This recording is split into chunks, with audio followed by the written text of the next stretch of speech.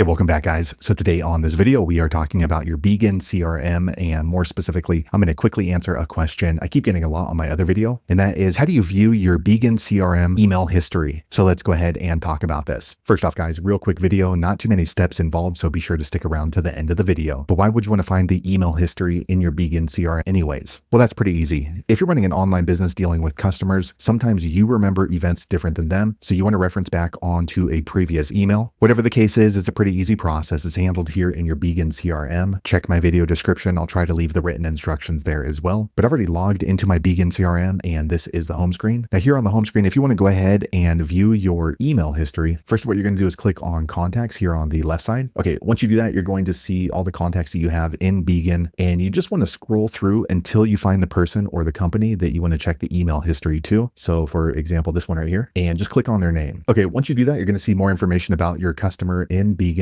However, to see their email history between you and them, here at the top, you're going to see these 7 different options. Click on emails. Okay, once you do that, you're going to see all the emails that you have exchanged with your customer. And if you want to filter those out, you can go ahead and click here, all emails, and then just change it to emails sent from Bigin. So these would be emails that you've sent out to your customer, or you can go ahead and choose IMAP emails. So these are the ones that are picked up from your inbox. So there you have it, guys. If you're wondering how to find your email history for your Bigin customer, that's the easiest way I know how to find it. If you know an easier way, be sure to leave a comment below. Let the rest of us know how you did it. Hopefully you found that video useful. If so, click thumbs up or maybe consider subscribing to my channel, and I hope to see you on the next video. Thanks again for watching.